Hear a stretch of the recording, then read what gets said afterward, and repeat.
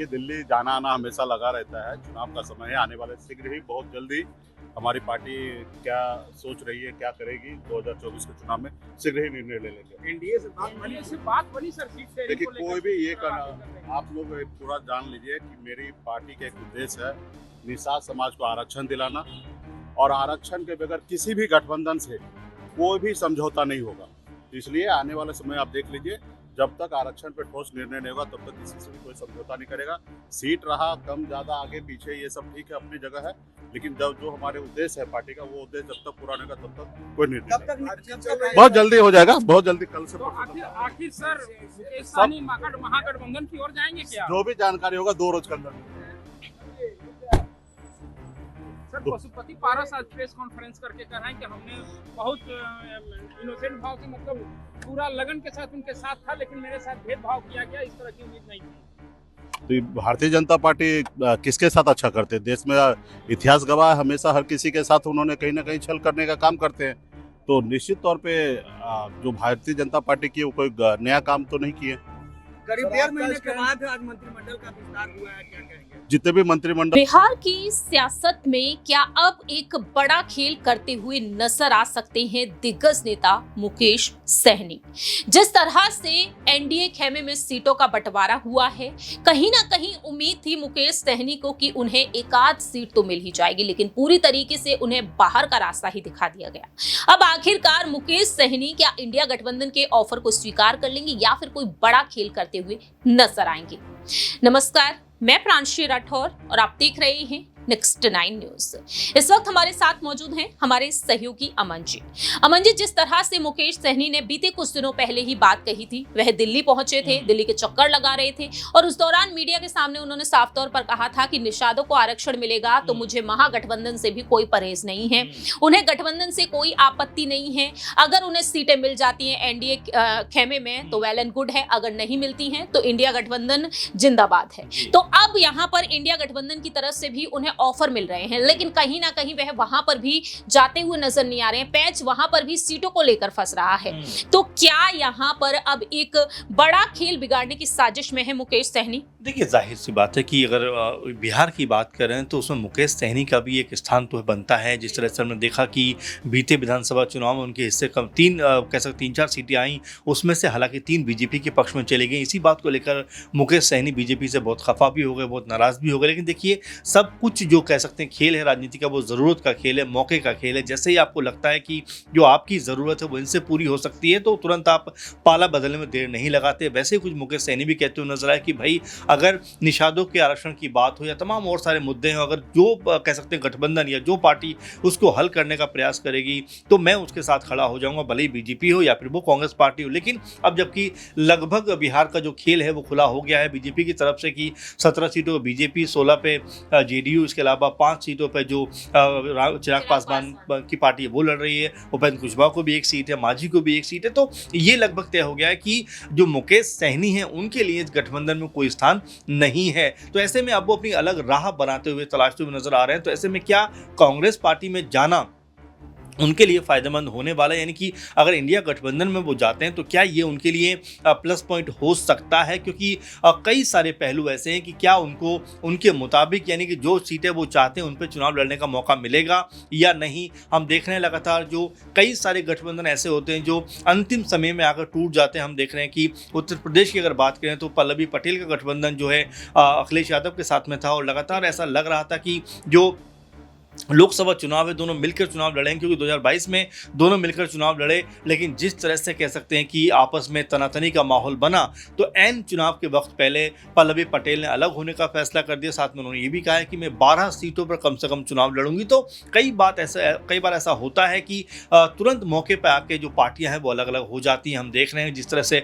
Dushyant Chautala BJP से अलग हो जाते हैं। इसके अलावा हम देख रहे हैं पशुपति पारस बोल देते हैं कि भाई मैं अब साथ में नहीं रहूँगा, वो इस्तीफा कर देते। तो कई बार जो मौके की जो बात होती है, अगर आपके जो कह सकते हैं कि जो समझौते हैं अगर उस तरह के नहीं होते तो आप जो पार्टियों को या दलों को छोड़ देते हैं। यही हाल मुकेश सहनी का भी है। लेकिन अहम सवाल जो है वो ये है कि क्या आरजेडी और कांग्रेस पार्टी जिनका गठबंधन है, महागठबंधन है बिहार के अंदर, क्या वो दोनों मिलकर मुकेश सहनी को अपने साथ लेना चाहेंगे? क्या उनको 2 से 3 सीटें ऑफर करते हुए नजर आएंगे? क्योंकि ये कहा जा रहा है कि पशुपति पारस के साथ भी अभी तक इसी बात पे डील अटकी हुई है कि वो कम से कम 5 सीटें चाहते हैं, लेकिन जो महागठबंधन को 2 से 3 सीटें देने पर अड़ा हुआ। तो कई तरह की चीजें होती हैं यहाँ पर। आप जो है बातचीत के टेबल पे आते हो, कई बार वो बातचीत सफल होती है, कई बार बातचीत वो असफल हो जाती है। ऐसे में अब मुकेश सहनी को क्या वाकई कांग्रेस पार्टी के पास जाना चाहिए, जो इंडिया गठबंधन उसके पास जाना चाहिए, उनसे हाथ मिलाना चाहिए, या फिर वो अकेले दम पर यहाँ पर चुनाव लड़ते हुए नजर आएंगे? अगर अकेले दम पर चुनाव लड़ते हैं तो मुझे नहीं लगता कि उनके हाथ बहुत कुछ आने वाला है। देखिए, जिस तरह से यहाँ पर अभी जो सीटों के बंटवारे को लेकर बातें निकलकर सामने आ रही हैं, ऐसे में अगर रुख कर लिया जाए यहाँ पर आरजेडी की तरफ, तो आरजेडी जो सिंबल बांट रही है, प्रत्याशियों का ऐलान कर रही है, तो ऐसे में कहा जा रहा है कि मुकेश सहनी को कहीं ना कहीं एक सीट पर चुनाव लड़ना पड़ सकता है यहाँ से। और देखा जाए तो मुकेश सहनी अगर यहाँ पर भी उनकी बात नहीं बनती है तो वह एक बड़ा खेल करते हुए नजर आ सकते हैं, क्योंकि अब 24 घंटे का वक्त उन्होंने जिस तरीके से मांगा है, पहले वह कह रहे थे कि 2 दिन बाद फैसला पता ही चल जाएगा, और 2 दिन बाद हमने देखा सीटों का बंटवारा एनडीए में हो गया, लेकिन उसके बाद भी मुकेश सहनी कुछ नहीं बोले। अब कहा जा रहा है कि अगले 24 घंटे के अंदर एक बड़ा खेल वह करते हुए नजर आ सकते हैं, यदि एक सीट पर आरजेडी की तरफ से भी वह चुनाव नहीं लड़ते हैं। देखिए, बिल्कुल अभी बहुत सारी चीज़ें इसमें होना बाकी है, क्योंकि देखिए हर सीट का अपना कैलकुलेशन होता है, कहाँ पर कौन सा जाति अगर जो समीकरण है वो ठीक ठाक बैठ पा रहे हैं, जहाँ पर लोकप्रियता नेता की उनके साथ में क्या आप जा रहे हैं, तो कई तरह के इसके मानक होते हैं, उसके आधार पर सब चीज़ तय होती है। लेकिन मुकेश सहनी का मामला इसलिए थोड़ा सा अलग हो जाता है कि अभी फिलहाल उनके हाथ में जिस तरह की पार्टी थी वैसी पार्टी नजर नहीं आ रही, क्योंकि 3 विधायक उनके बीजेपी में शामिल हो गए, और यही वजह है कि मुकेश सहनी जब तब जो बीजेपी के लिए तमाम जो अपने कह सकते हैं बयान है वो देते हुए नजर आते हैं। लेकिन वही बात है कि आखिर तक भी उनको लगा कि बीजेपी अगर उनको एक भी सीट देगी तो शायद वो बीजेपी के साथ रहना चाहेंगे। आप देखिए उपेंद्र कुशवाहा, उनको 1 सीट मिलती है, बीजेपी के साथ नजर आते हैं, मांझी 1 सीट मिलती है, बीजेपी के साथ नजर आते हैं। तो कुल मिलाकर जो राजनीतिक परिवेश जो स्थिति नजर आती है उसमें यह समझ में आता है कि अगर मुकेश सहनी को इंडिया गठबंधन से अगर 2 से 3 सीटें भी मिल जाती हैं तो शायद उनके लिए ये बड़ी बात होगी और वो इन्हीं के साथ मिलकर चुनाव लड़ते हुए नजर आ जाएंगे। अब ऐसे में किस तरह से वो इन सीटों को, किन सीटों की मांग करते हैं, किन सीटों पर अपने प्रत्याशी उतारना चाहते हैं, जो उनका वोट बैंक है, किस आधार पर वो सब चीज़ तय करें, क्योंकि जो कह सकते हैं कि जो पार्टियाँ होती हैं, क्षेत्रीय पार्टियाँ होती हैं, वो एक संकुचित दायरे में कहीं ना कहीं नजर आती हैं कि 2-3 सीटों पर उनका प्रभाव होगा, वहीं पर वो लड़ती हुई नजर आती हैं। आप देखिए राजभर की बात कर लीजिए, कुछ ही सीटों पर उनका प्रभाव नजर आता है, और जो और भी अनुप्रिया पटेल है, पूर्वांचल की कुछ सीटों पर उनका प्रभाव नजर आता है। तो इसको देखकर भी पार्टियां जो है ये तय करती हैं कि भाई ये 2-3 सीटों पर हमारे अधिक वोट बैंक है और यहाँ पर आप हमें चुनाव लड़ने का मौका दीजिए। लेकिन क्या वास्तव में उनको उन सीटों पर चुनाव लड़ने का मौका मिलेगा? क्योंकि राजभर ने भी 3 सीटों की मांग की थी, लेकिन उनको एकमात्र घोषित सीट मिली।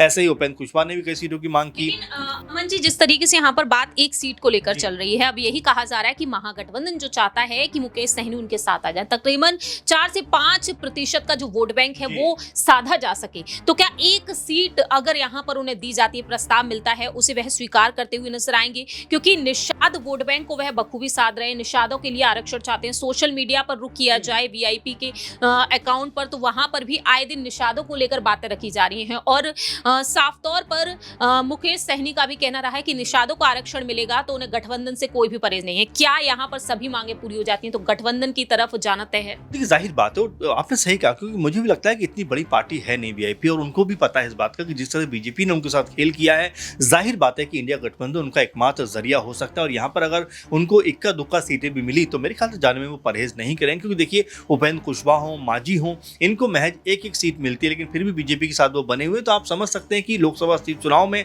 अगर एक लोकसभा सीट पर भी आपको उतरने का मौका मिलता है और आरजेडी और कांग्रेस पार्टी का समर्थन आपको मिलता है तो मेरे ख्याल से डील बुरी नहीं है। और जिस तरह से वो कह रहे हैं कि अगले 24 घंटे में कोई बड़ा खेल होने वाला है, मुझे लगता है कि वो इंडिया गठबंधन में जाने के लिए अनाउंसमेंट कर सकते हैं। अगर मुकेश सहनी इंडिया गठबंधन में जाते हैं तो बीजेपी के लिए झटका हो सकता है, क्योंकि जो आपने बात कही कि 4 से 5% का जो निषाद वोट बैंक है वो कह सकते हैं कि पूरी तरह से बीजेपी से कट जाएगा और यहाँ पर इंडिया गठबंधन को उसका फायदा मिल सकता है।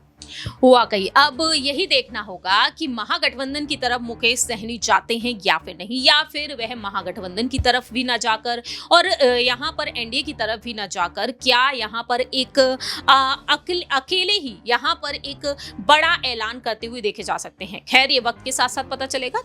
24 आवर्स यानी कि 24 घंटे का जो उन्होंने समय मांगा है, अब देखते हैं कि आने वाले समय में मुकेश सहनी क्या कुछ ऐलान करते हुए नजर आ सकते हैं। फिलहाल इस खास रिपोर्ट में इतना ही। बाकी की तमाम अपडेट्स के लिए देखते रहिए नेक्स्ट 9 न्यूज।